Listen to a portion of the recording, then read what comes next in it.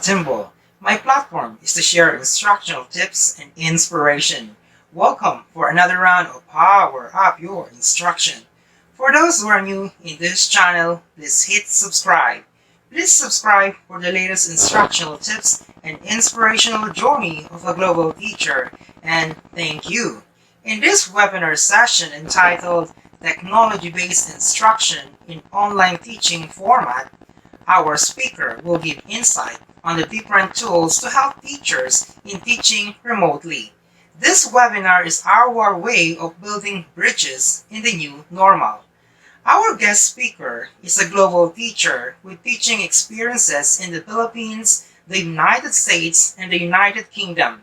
His passion in coaching high school students in participating in academic challenge and international science and engineering fair in the United States gained recognitions and awards. In 2018, he and his class are recognized as top 5 in the whole state of Carolina for a STEM project. Our guest speaker is Dr. Reynand Dumala-on. And right now, let us start our session with him. Hi, everyone, and welcome to this webinar for maybe around 90 minutes or less than that. I'll try my best to shorten the webinar. But this webinar is entitled Technology-Based Instruction in Online Teaching. And by the way, I'm Reynand Dumala-on, and I'm teaching in the UK. And so the objectives of this webinar are to familiarize ourselves with some online tools and resources to assist instruction. At the same time, try to manipulate some online tools to develop skills in using these tools and build some new thinking of remote teaching through best practices of remote instruction in different countries across the world, especially in times of crisis. So, well, if you have some notes there, so I believe it's necessary to take down some, if you have some papers there, it's necessary to take down some notes. And if you have some questions in mind, then you can write it down. So for you to ask questions later after this. Or you can leave comment, and I'll try my best to respond to those questions as well. But before we move, let's, if you can see, I put there, it says on the screen, do not teach hard, teach smart. Because most of the time, as a teacher, over the years, I notice sometimes there are things that we're making them so difficult to ourselves, though there are some easy ways around. So the purpose as well of this webinar is to give you more tips and some ideas about how to make our lives easier as a teacher in the classroom and in the school. So, right.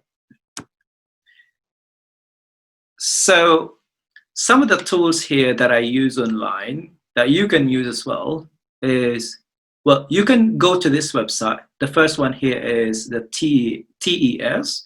So this is a tool, a website, which is very useful for all teachers, especially, say, for example, one moment, I need to move it up there so you can see. So this website is very useful if you have, say, for example, you don't have much time in your lesson planning to prepare your slides, or to prepare your worksheets, for example, because you're busy with some extracurricular activities in school or even some personal stuff as well. So this website is created and prepared by veteran teachers across the world. So what I can do is I'll just go straight to the website and show you just a brief of what the website can offer to you, because of the limited time. The rest, just explore and just experiment the website at the end of this webinar. So if we go to the website,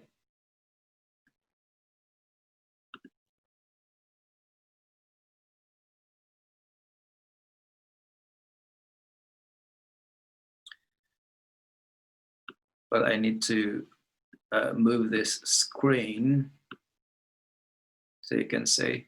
So if you are on the website, you have to sign up. You can use your Gmail for that. So I logged in. I'm logging in using my Gmail. So you can use your Gmail anyway. Now, this TES, well, I need to move it back. This is ridiculous. I'm sorry for that. Please bear with me. But because as much as possible, I'm trying to make sure that everybody can see the whole screen as possible. So hope you understand that. But yeah, I think that's better. So the TES is a website, as I said. So say, for example, you are going to teach Atom, for example, but just to let you know, this website is not only for science. If you are teaching English language or grammar or history, philosophy, world religion, whatever, then you can use this. I guess this website has almost everything from subject A to Z, even math, for example. So say, for example, because I teach science, so say, for example, on tomorrow, I don't have time today to prepare because I'm busy, as if busy. Just say, for example, you're busy and I'm going to teach Atom on tomorrow. So I'm going to type Atom. There you go.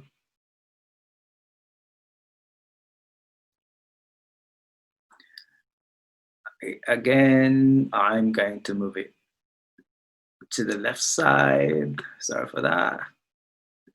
So if you can see here, some of the resources there are to be purchased, but I'm not telling you to purchase those. What you can do, go to sort by, go to lowest price, and it gives you a lot of free stuffs there. So you can choose. You got hundreds of those, hundreds of choices. Just scroll down and you got everything there. See? I think it's more than 1,000 resources. But say, for example, well, probably you want to click this because probably you like it because it's colorful. Again, this website will give you the slides with a complete set from objectives, motivation, or warm-up, or starter, we call it in the UK, in the British school, and then lecture, some activities there, and assessment at the end. So it's a slide with a complete. It's a complete slide of everything. Also, it gives you worksheet if you want worksheet. So here, for example, you're going to click this. So if you can see, well, this is just a slide for your presentation. Well, you can download that. Just click download and it will download for you. And you can adjust, you can modify the slide, you can add information, you can subtract information. It's up to you, and it's free. So there you go. It's a lot actually, but as a teacher, it's up to you to adjust the slide based on to fit to your convenience, to fit to your objective, to fit to the type of students that you have. Something like that. If you don't like this slide, you can go to others.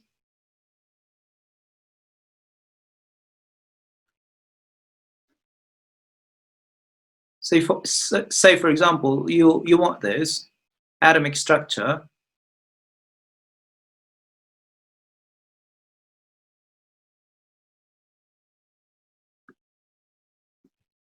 I have to move that again.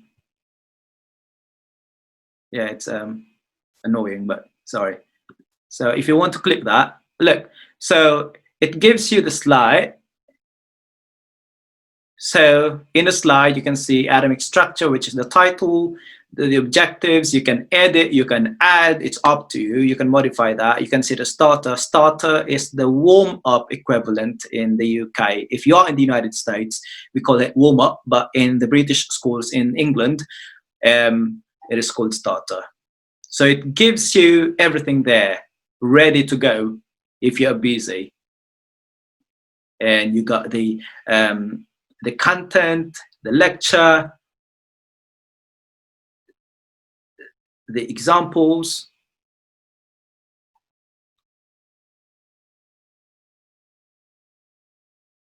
and also it gives you some activities to the students. Test yourself, so you can have the activity that you can let your students do, and so on, some assessments, whatever, a summary, and homework. So actually it's complete. Aside from this slide, it comes with some worksheets, so it's very useful. For me, it's really a beautiful website because it has almost everything that you need, especially for busy people, busy teachers. So this is just one, sorry, this is just, this is just one of the best tools that you can use in the classroom in school.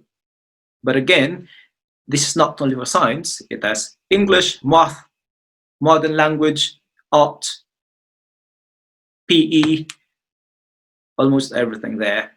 You can also find the school system if you teach American system or English or international schools or IB schools, whatever. So like that.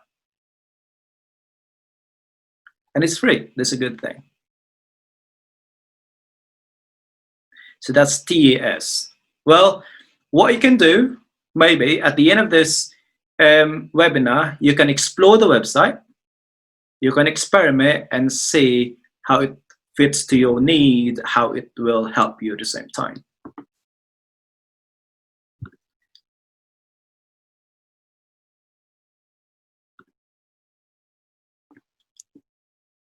The second one is Edpuzzle. Some of you are already familiar with this, but to those who are not, then Edpuzzle is a tool where you can add your voice and text questions to the educational videos. And it has, this website has a lot of videos where you can edit and add. Well, to better understand it, let's go to the website.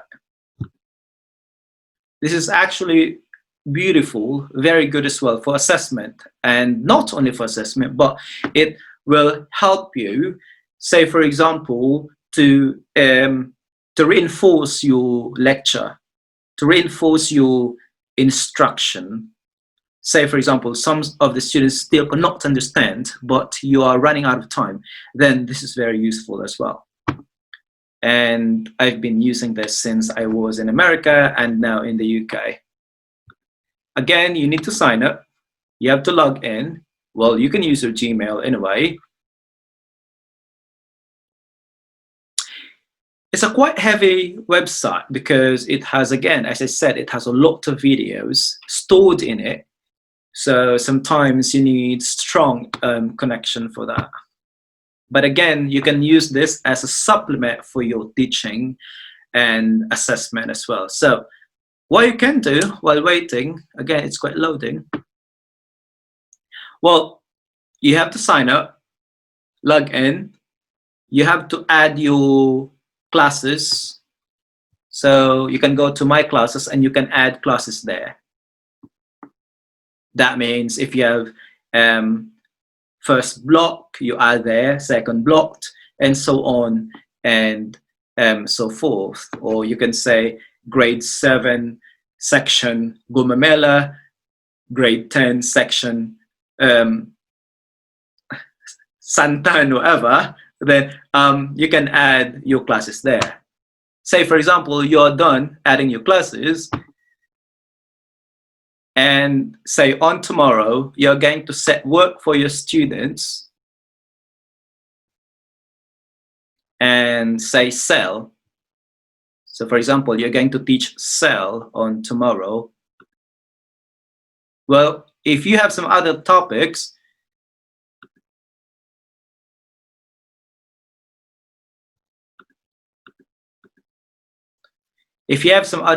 for example, again, this is not only for science. You can have math here, you can have English language, philosophy, world religion, or political science, or whatever, or math. So you can search.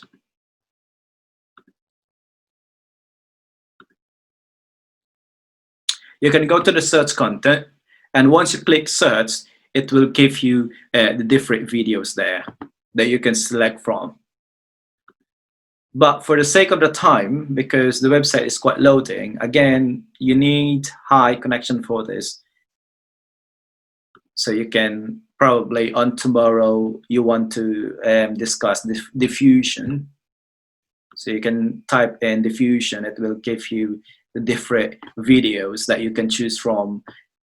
Now, to be honest, you can choose from Edpuzzle. They are the popular channels. Say, for example, you don't want to get your videos from Edpuzzle channel. You want to get that from YouTube or Khan Academy or National Geo or TED and so on and so forth. Then you can click those and find that specific video that you want to use. But it is for me, because they are just the same videos. They are just the same. So usually I get those videos from Edpuzzle. So say I want diffusion from Edpuzzle. The good thing with the Edpuzzle channel is it has already questions in it. So you don't have to take time to sit down and spend more time in typing questions there and embed questions in there. You don't have to do that because in Edpuzzle, the questions are already there. You're just going to edit those questions if you want to. Say, for example, so if you can see here, diffusion and infusion.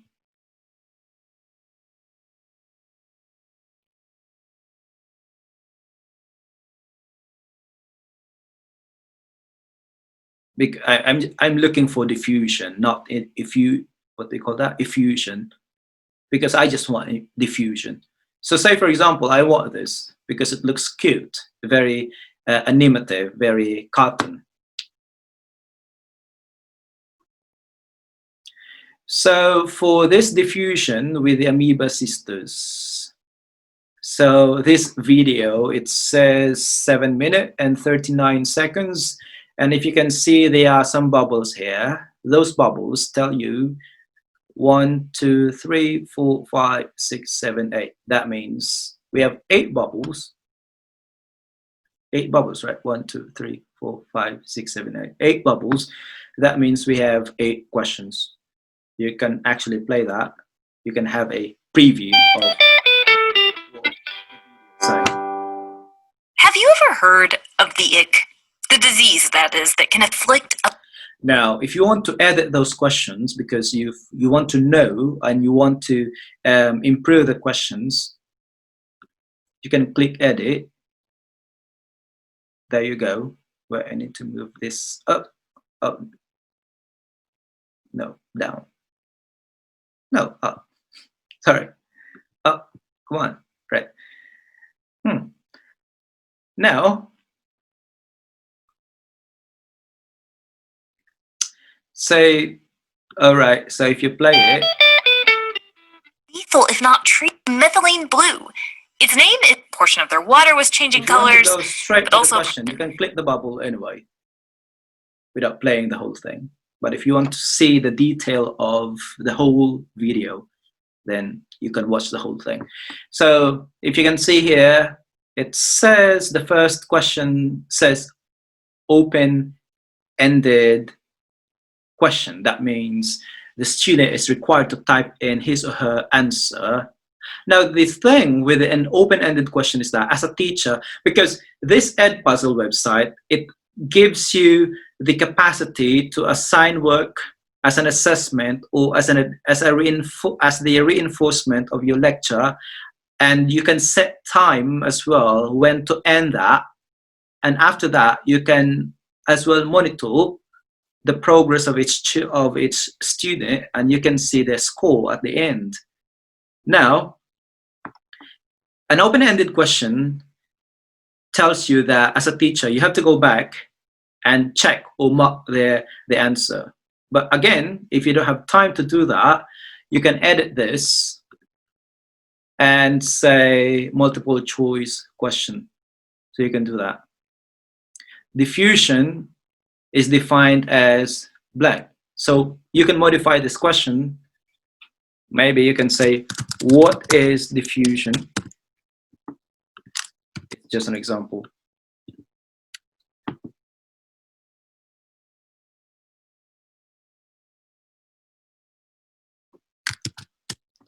So probably, what is diffusion? So you can maybe copy that.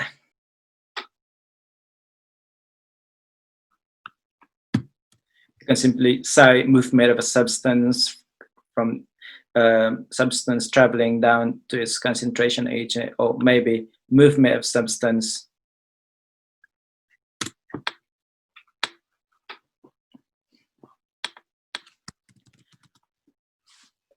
from, yeah, I think that's fine. Movement of substance traveling down its concentration gradient.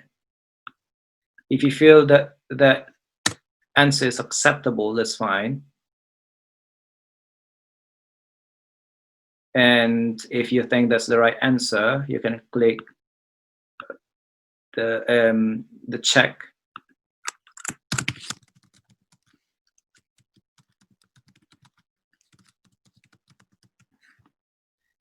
And if you feel, and if this is the wrong answer, you have to make sure that the X is in red, like that. Must be in red. If you want to add additional option, you can.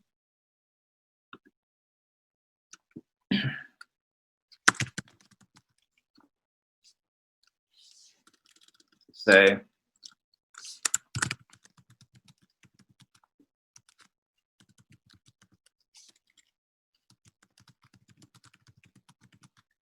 I'm just guessing my answer. I mean the choices, but it doesn't matter. What I'm trying to show to you all that you have the capacity to do it. So say for example, this is the right answer. So the check is in red.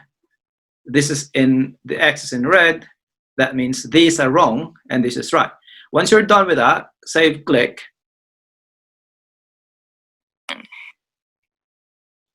And the same thing you can do with the rest of the questions there.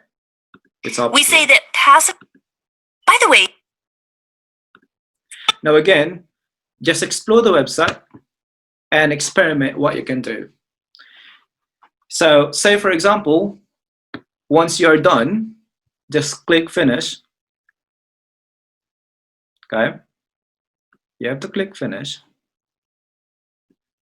And click assign. You can assign that to your first block, second block, whatever.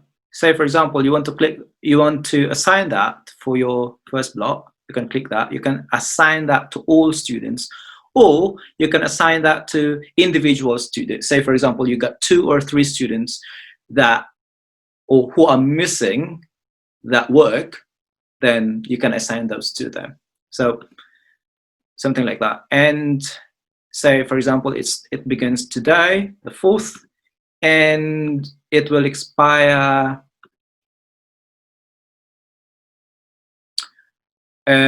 say next Saturday, for example. What time on Saturday? Say for example 9 in the evening PM. It's up to you. Then save, click, or save. And well, by the way, before we assign that, if you can see here, we have prevent skipping on and off.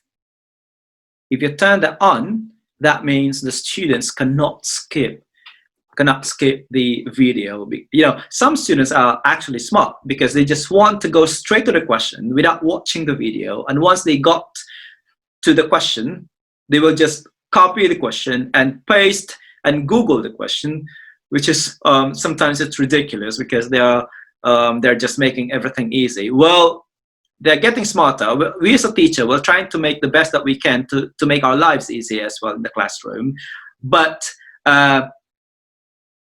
make sure that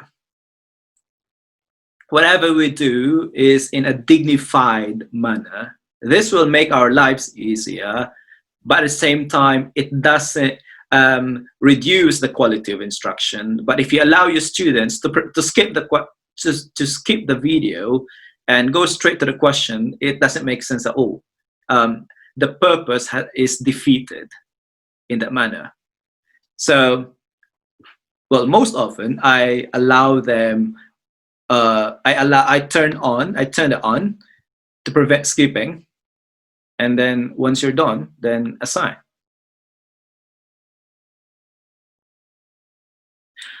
Well, you can actually go live if you want. So, for example, at the moment you want to do it in the classroom, like real time. You can go live.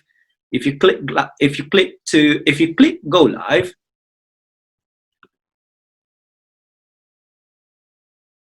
then just tell your students to go to Edpuzzle and enter the class code. Once they type in the class code, then they will go straight to the assessment.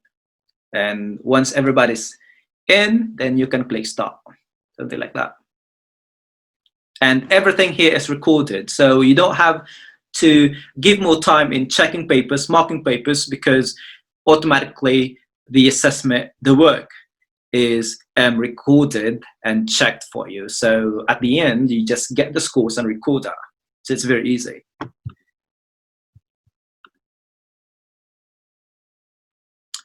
At the same time, each class has a code.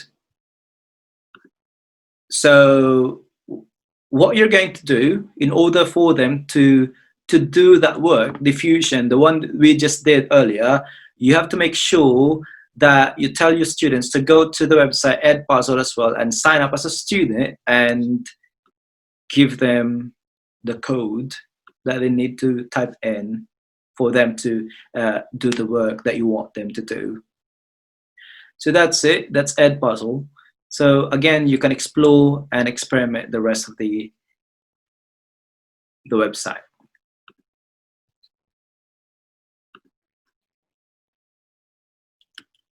The next one is Kahoot.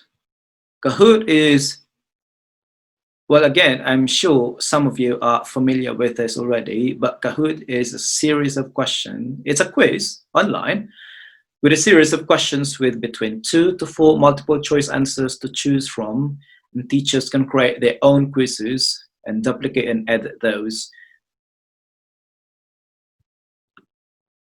So let's go to the website.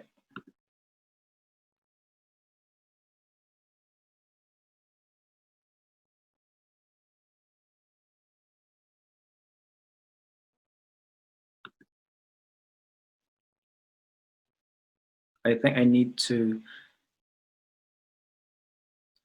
move this again.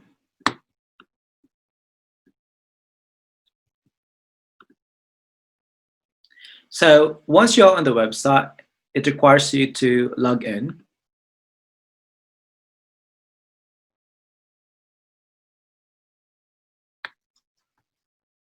So now, if you can see there, you have some options. You can log in with your Apple, if you have Microsoft 365, 360, or Gmail.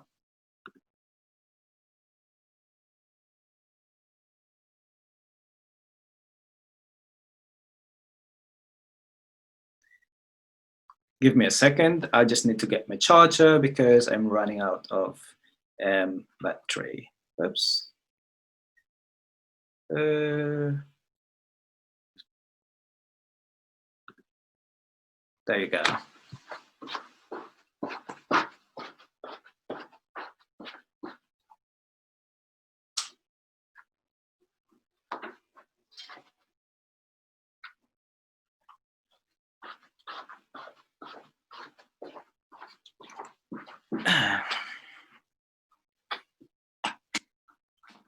So if you can say there,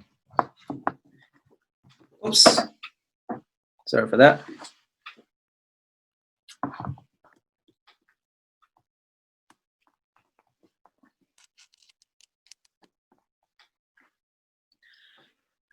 So if you can say, you got the options there. Say, for example, you want to, well, again, you can, this is the same with Edpuzzle. Kahoot is the same with Edpuzzle, where you can go live. At the same time, you can set work for your students. So for example, you want to set work for your students about Atom, for example. So you simply click Atom.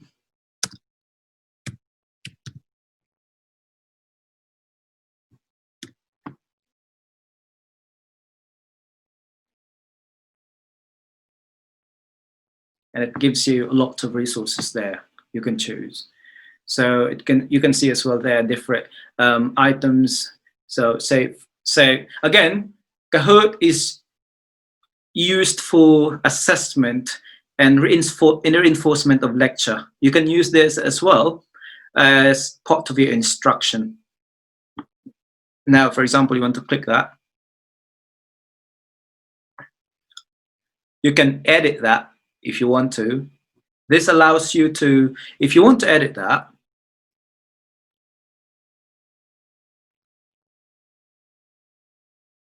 it allows you to add your own questions, or you can reduce the questions, or you can change the questions actually.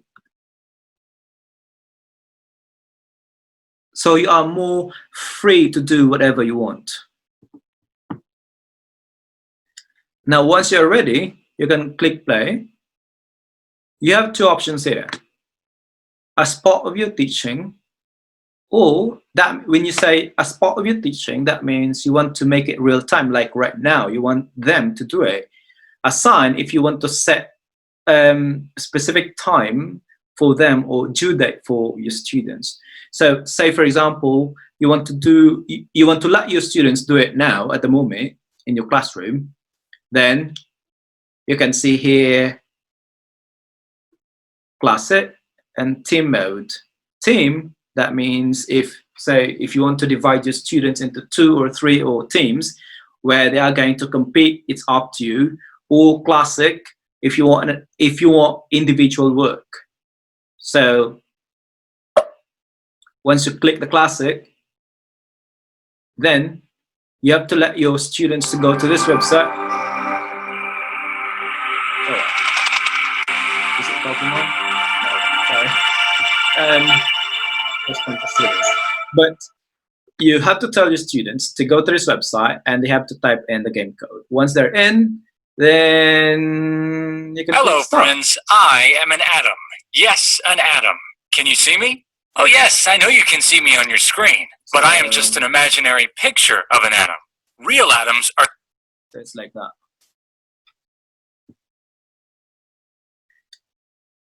So it's very easy because it helps you monitor the progress of your students. You don't have to tell them, okay, you have to submit your scores to me. No, not at all.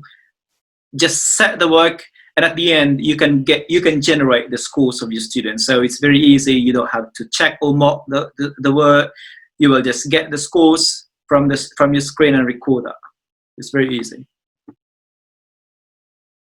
The good thing here is that it minimizes cheating from each other, and it helps them build the endurance in terms of instruction.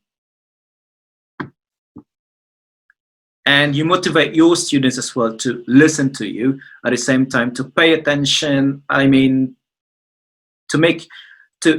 you motivate them to pay attention, to listen, and to take the notes, and to motivate to be very good in your lesson, not to take for granted what you're saying in the classroom.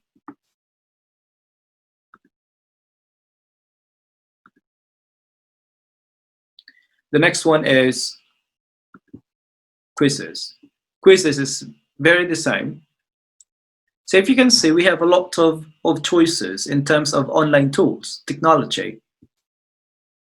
You can go to quizzes. It allows you to conduct student-based formative assessment in a fun and engaging way for students of all ages. If you go to that website, again, this is very popular as well to most of us all. So again, quizzes is very the same with Edpuzzle, with Kahoot, wherein you can look up for specific item or specific lesson as part of your instruction of your teaching at the same time as an assessment. You can set work as live, real time at the same time. You can set that as homework, where you can set specific time for them to finish that. And then it has the mechanism to monitor the progress and the scores of your students as well. So again, this is not only for science, for math, for English, etc. So say, for example, atomic structure.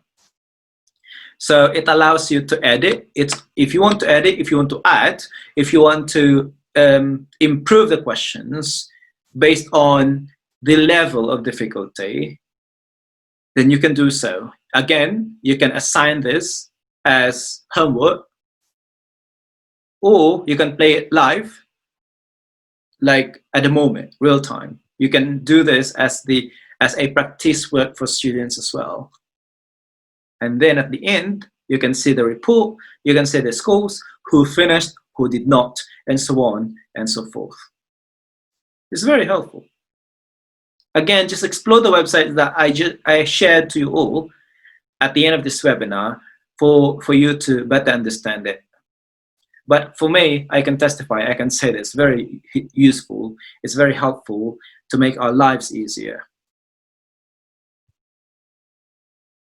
Plus, easy life, but at the same time, the quality of instruction, the quality of education is still there. It's not compromised.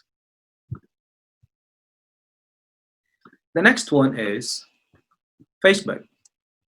Facebook and Facebook Messenger are more accessible, very accessible to communicate with your students, to give instruction to your students. So utilize Facebook. So I'm a visiting professor at one of the university, at Philomath Christian University, graduate school in the province of Capiz in the Republic of the Philippines. I'm a visiting professor for masters and doctorate there. And we still utilize Facebook. We created a Facebook page for our class in physics or science. And we do all the instructions, aside from the Skype videoing, aside from the video conferencing that we do,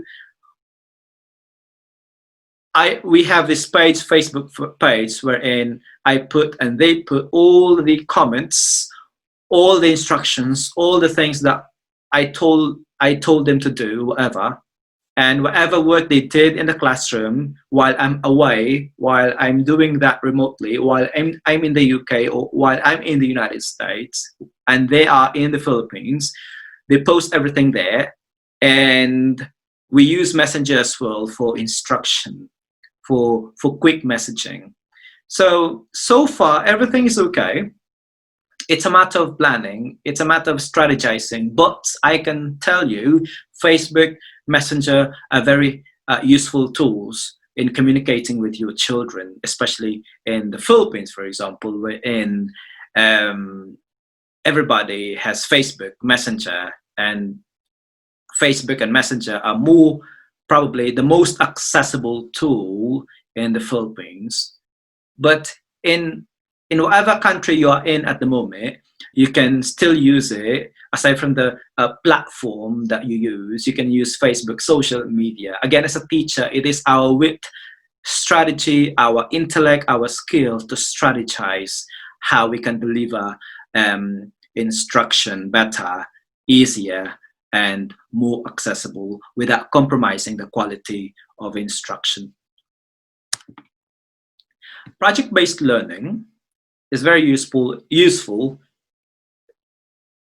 if you have internet or if you don't have internet. So either way works. If you have internet, you can use those tools. If you don't have internet, well, if you still have internet, if you have internet, you can still use it. But say, for example, you don't have internet access at all, then you can use this project-based learning. The Earth is our natural project-based learning classroom. It is not online, it is physical. So Science Investigatory Project is an example, a basic example of project-based learning. Well, the main concept of project-based learning, or PBL, is you have to find for whatever problem in your community, and then using your background knowledge in science, in grammar, in math, whatever, because project-based learning is not only exclusive for science, but this can be used in other courses, other subjects like English, math, and other subjects as well. They have to find for a problem in the community, and using that whatever background knowledge they got, they have to apply that background knowledge to undergo project-based learning. Project-based learning, in a basic sense, is like doing the scientific method. If you still remember your scientific method, back in your 6th grade, you begin with identifying the problem and collecting data, or research and collecting data, and then experimentation. If you still remember those steps of your scientific method, that is actually a basic understanding of the project-based learning. So we call it scientific method, but project-based learning is, to be honest, an application of our scientific method. If you know that scientific method, then surely you can do the project-based learning as well. It's very helpful because students gain knowledge and skills by working for an extended period of time, investigating and responding to an authentic and engaging and very complex question, problem, or challenge. Because project-based learning for me is very useful, very productive, because it's a real application of what they learned in the classroom. It's an application of their background knowledge. Again, the scientific method is a basic example, a very clear example of what is project-based learning. It's just a different name, PBL, but the flow is very similar to the scientific method that we learned back in the grade school, in the elementary. So yeah. So that's project-based. The other one is the project learning. Well, literally, this is the project that we usually do in the classroom, wherein the teacher is lecturing or giving lesson, and at the end, the student is doing a project as an application from that lesson they learned in the classroom. So again, project learning is the literal project that we do in the classroom, while project-based learning is or PBL is the one that they look for problem. They look for the problem in their community, whatever problem is that, and they try to solve that problem using their background knowledge, using the scientific method, the steps of the scientific method. So project learning or project-based learning, for me, are very useful if the community does not have internet access, because it's very tough to use those online tools, the Edpuzzle, the Kahoot, whatever. It's very difficult for the community to use those in the absence of internet connection. So what the school or the teacher can do is to strategize, say, for example, chapter 1, topic density, for example, with different objectives, so that the school or the teacher will come up with some projects, probably, some projects, connecting to individual objective of the chapter. So by simply doing that project, it addresses the objective. So you are not degrading, you're not compromising the quality of instruction, but in fact, you are improving it because it's a real application of what they learned. And for me as a teacher, for 11 years now, I think that is more fruitful and more productive to do as a student. So something like that. Or if you want to use project learning, well, I said that already. For if you want to use project learning, you have to set specific project to address those objectives. Or you can tell your students, if you want to use, you tell your students, all right, guys, if you want to use the project-based learning, which is you have to find for possible problem in the community and try to solve it.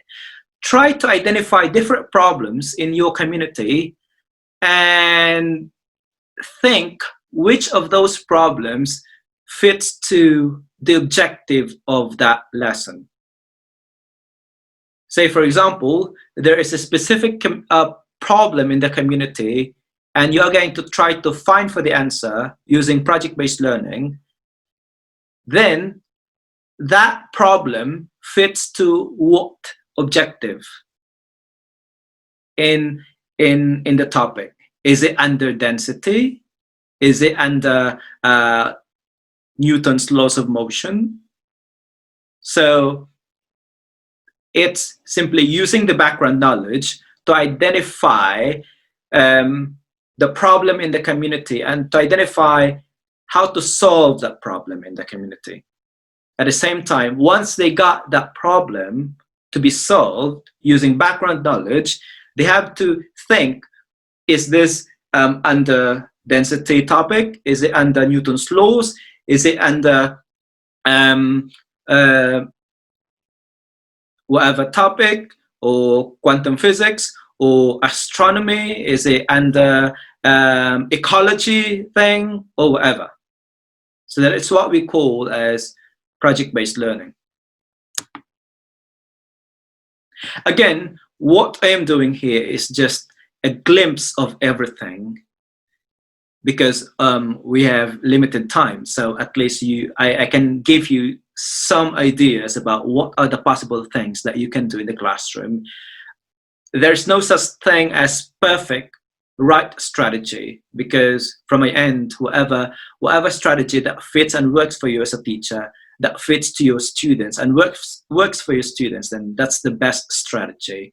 What I am plotting to you all, what I'm showing to you all right now are different strategies that we and you can use in the classroom depending on the type of community, depending on the type of students you got, depending on the availability of resources. So if you can see this slide, you can say I'm doing remote instruction. Sorry, I need to move that again. I'm a visiting professor for master's and doctorate programs at Philemon Christian University in the province of KAHOOTS. I'm teaching them remotely, blended. So we've been doing this for 3 years prior to the conception of blended learning across the country because of coronavirus. We are quite advanced already because we've been doing this for 3 years, the blended learning. So at least once the moment Corona came in, we are not really that shocked of what we are going to do because we've been doing this already for 3 years now. So at least it's just okay at the moment. It's not really difficult or rough experience with this Corona because we've been doing this already for 3 years. Now, so for the vaccine, hopefully you don't notice, but I keep on moving from time to time my screen. Hopefully it's not annoying to you, but please bear with me. Sorry for that. And for the vaccine, in a normal setting, it takes 10 to 15 years to make the vaccine available to the public. So if we stop schooling, we have to wait for that time. But in the UK at the moment, or not only in the UK, but in some other countries, they are trying the best they can to have the vaccine available to the market, to the public, as early as possible next year. But fingers crossed, hopefully, and let's pray for that. But again, there are some options. If the situation is really dangerous, we can still do homeschooling or online instruction or remote instruction. That is very possible, because we don't want our children, our staff, our teachers to be at risk as well. We have to make sure the safety of them and, away from the disease. So remote instruction is very possible. But you can do blended. It's a mix of remote and face-to-face. But again, I can't really say it. It's up to the specific school or province or community to decide if blended is possible, or remote instruction, or whatever. It's a case-to-case situation. So in the Philippines, for example, they have different modes of instruction being suggested by the Department of Education Secretary, and they are expecting to open school on the 24th of August this year, 2020. And according to the Department of Education, they have different modalities: blended, face-to-face, possibly distance learning, or homeschooling, or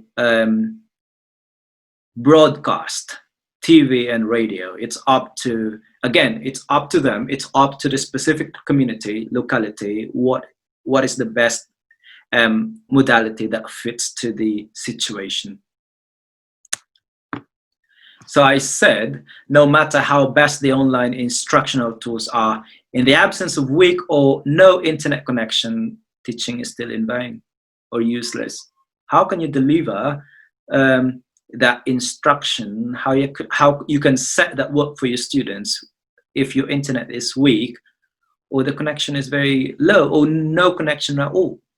So no matter how best the instructional tools, the online app, whatever, the website, if no internet connection, that is ridiculously useless.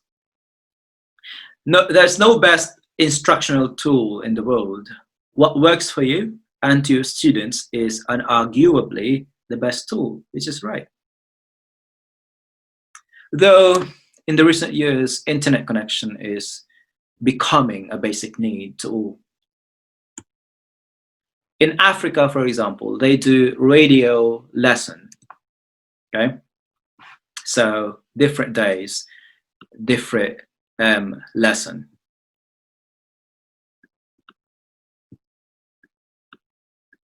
So you can see there Monday, different subjects and topics and time slot up to Tuesday. So it is the skill and discretion of the schools or division officers to facilitate quick monitoring and assessment. They can utilize text messaging, cell phone calls, and they call it text, data messaging, Facebook, to facilitate everything, follow-up, interactions, and instruction. Sorry.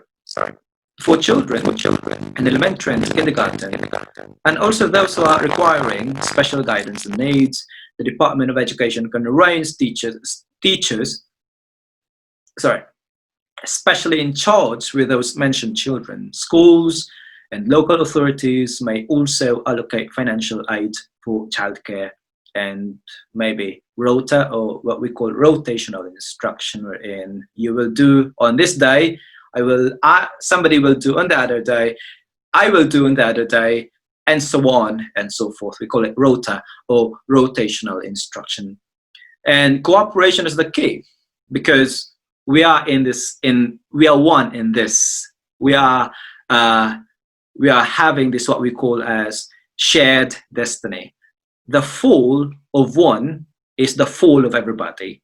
The rise of one is the rise of everybody. So that's what we call as shared destiny. There's a term that they call crab mentality, wherein, well, according to the explanation, somebody's pulling the other down, not pulling up. That's crab mentality. Still, we can connect that to shared destiny. If you're pulling someone down, so the person you're pulling down is sharing destiny with you, because you're pulling that person down and you will go down at the same time. But if you allow that person to go up, it will pull you up as well. So the fall of one is the fall of everybody.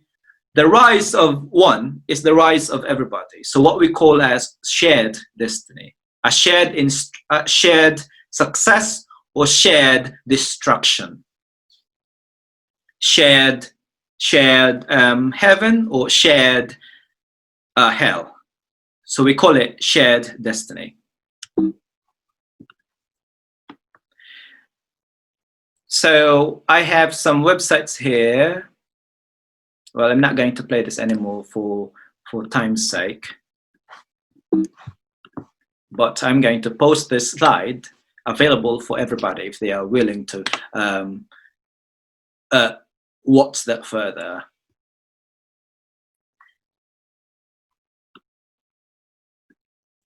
So differentiated, practical and attainable lessons are keys, especially in this trying time. Never, as I said, never lower your standards. Some people are saying that, or some teachers are saying, all right, so for your students to understand better what you are lecturing, you have to lower your standards, which is, for me, that's wrong. You're not going to lower your standards. Differentiate your standards. Differentiation is something chopping your standards or strategizing your standards for a child to understand. Is that visual? Is that auditory?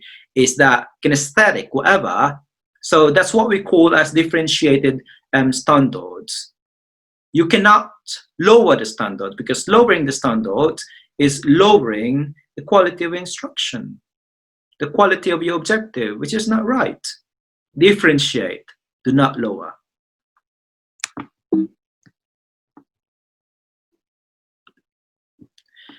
And lastly, this is the last slide. You can take a picture of that. You can, well, if you obtain my slides, then you can click that. That website is very useful. It has thousands of free books, textbooks, and workbooks. Free. Again, this is free. Free for everybody. So it's a website. That's why Open Library is a library, and it's free online. You can get, if you don't have textbooks, you can go to that website. You can download. You can print that off. You can print that out. If you don't have workbook or work text, you can go to that website. That's why it's an open library. It has everything, almost everything, from A to Z, thousands of books, and they are free. If you can afford to buy a physical textbooks or workbook, then you can use that website. All right, so with that being said, thank you for listening and hope you learned something.